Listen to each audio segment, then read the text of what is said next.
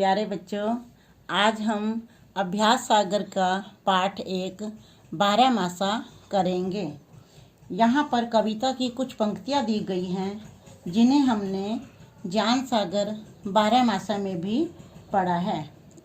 चैत महीने का प्यारा खट मिठी सी धूप है, छुट्टी हुई मदरसों की, सावन की शोभा न्यारी, भैया कवार महीने में यह जीवन त्योहार है। हमें यहाँ पर ऊपर दी गई पंक्तियों में से उन शब्दों को छांट कर लिखिए जिनमें कोई भी एक व्यंजन बिना किसी स्वर के है। हमें यहाँ पर ऐसे शब्दों को छांट कर लिखना है जिसमें कि व्यंजन वाले शब्द तो होंगे लेकिन उसके साथ किसी एक व्यंजन में स्वर नहीं होगा। तो इसको जानने के लिए सबसे पहले हम प्रश्न नंबर 7 देखते हैं। अगर आपके पास पुस्तक है तो अभ्यास सागर का पेज 3 खोल लीजिए। प्रश्न नंबर 7। पहले मैं आपको यहाँ पर वर्ण और वर्णमाला के बारे में बताऊंगी। वर्ण किसे कहते हैं? वर्ण भाषा की वह सबसे छोटी इकाई है जिसके टुकड़े नहीं किए जा सकते, और वर्णमाला वर्णों के क्रमबद्ध समूह को हम वर्णमाला कहते हैं। क्रमबद्ध मतलब किसके बाद किसको आना है, किस नंबर पर आना है और कितनी संख्या में आना है, इसी को हम क्रमबद्ध कहते हैं। अर्थात वर्णों के क्रमबद्ध समूह को वर्णमाला कहा जाता है। जैसे क, ख, ग, घ, अंग।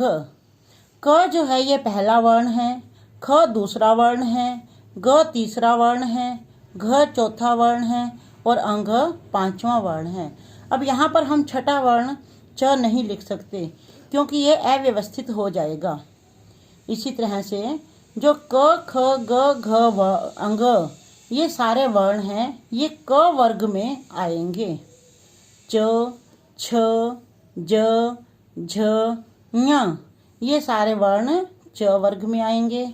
ट, ठ, ड, ढ, अण ये सारे ट वर्ग में आएंगे।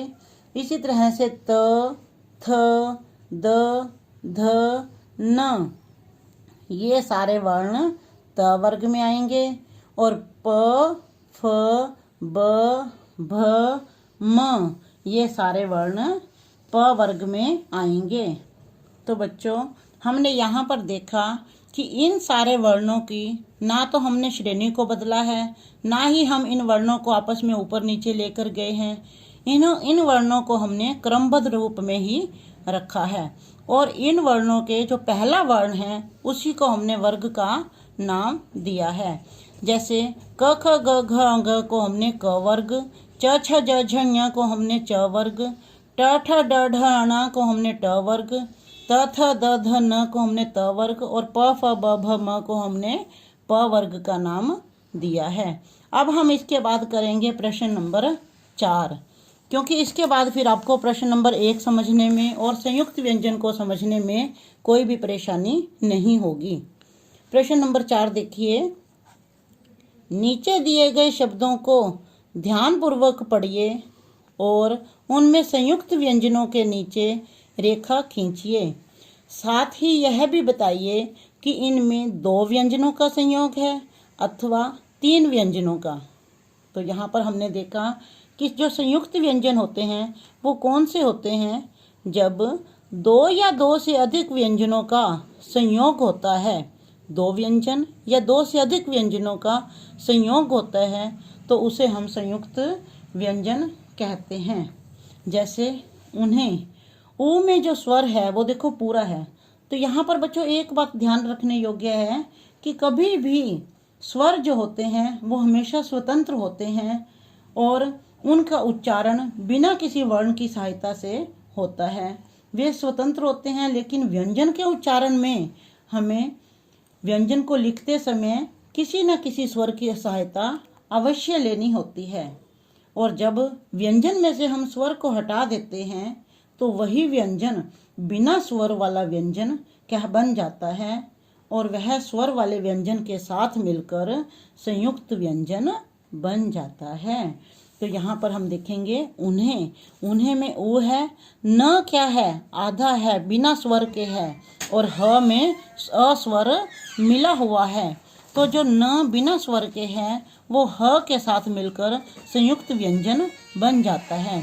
तो यहाँ पर दो व्यंजन हैं, न और ह, ये मिलकर संयुक्त व्यंजन बने हैं। तो यहाँ पर जो उन्होंने पूछा था कि दो व्यंजनों का संयोग है अथवा तीन व्यंजनों का, तो यहाँ पर दो व्यंजनों का संयोग है। इसी प्रकार नमस्कार में स्क, स बिना स्वर का व्यंजन है और क में अस्वर मिला हुआ है, तो ये दोनों मिलकर संयुक्त व्यंजन बन जाते हैं। तो इसमें भी दो व्यंजनों का संयोग है। उज्ज्वल, इसमें ज जो है वो बिना स्वर का है और दूसरा ज भी बिना स्वर का है, और व के साथ मिलकर व जो है वो स्वर वाला व है, उसमें अस्वर मिला हुआ है।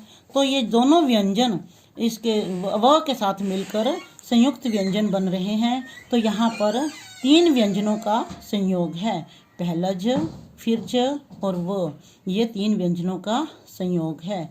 इसी प्रकार से पुस्तक, जो स है ये बिना स्वर वाला व्यंजन है और त में अस्वर मिला हुआ है, तो ये दोनों मिलकर संयुक्त व्यंजन का निर्माण कर रहे हैं। तो यह इसमें दो व्यंजनों का संयोग है।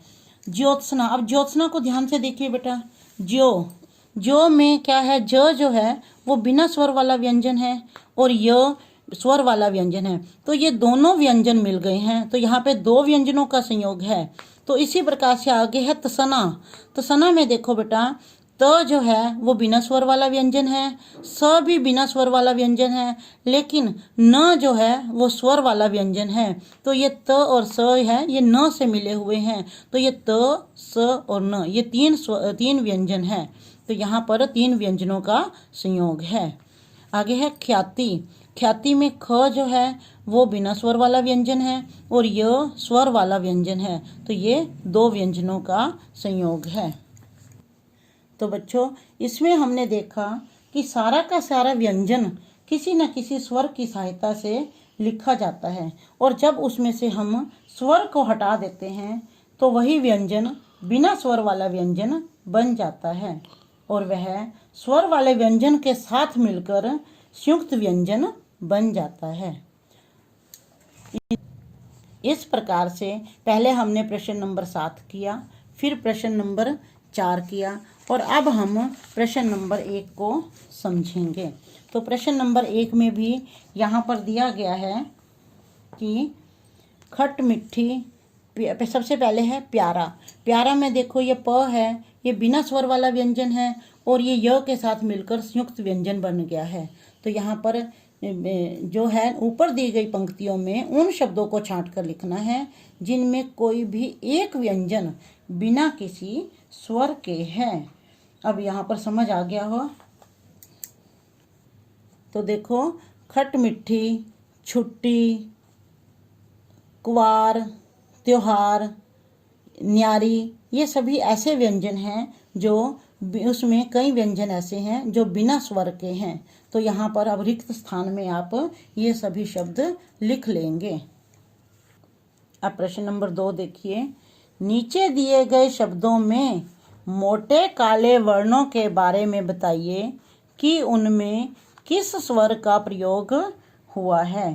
प्रश्न नंबर 4 में हमने देखा था कि कौन सा वर्ण स्वर रहित है और वो किस व्यंजन के साथ मिलकर बना हुआ है।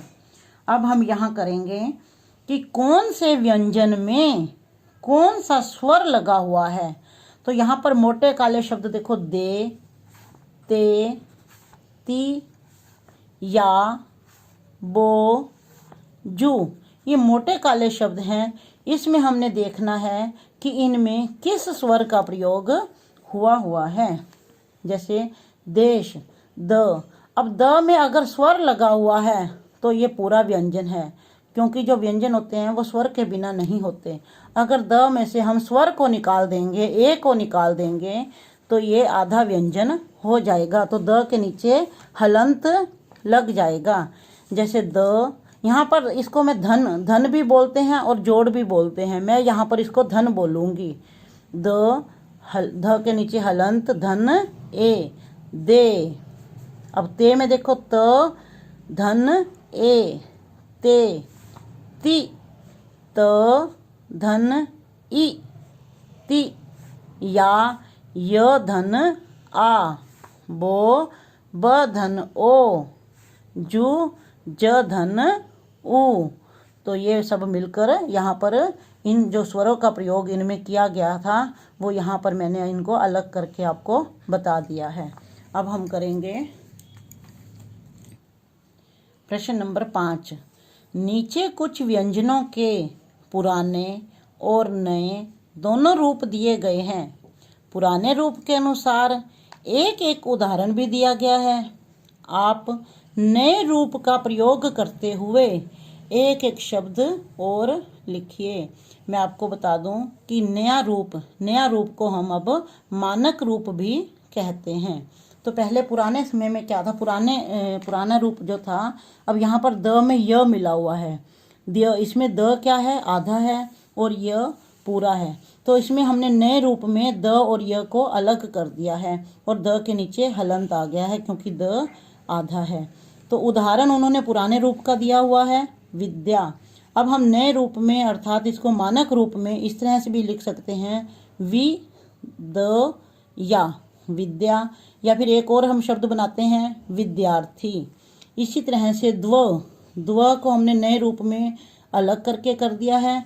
उन्होंने पुराने रूप में है द्वार और नए रूप में हम इस तरह से हम द्वार लिख देंगे और नया रूप शब्द द्वारपाल। इसी तरह से हम द में शुद्ध इस तरह से लिखेंगे नए रूप में, और नया कोई और शब्द बनाएंगे, बुद्धिमान। आप कुछ भी बना सकते हो इससे मिलता जुलता। ऐसे ही ट और ट को यहाँ पर अलग किया गया है। मिट्टी, तो मिट्टी को नए रूप में इस तरह से लिखेंगे और छुट्टी आ जाएगा।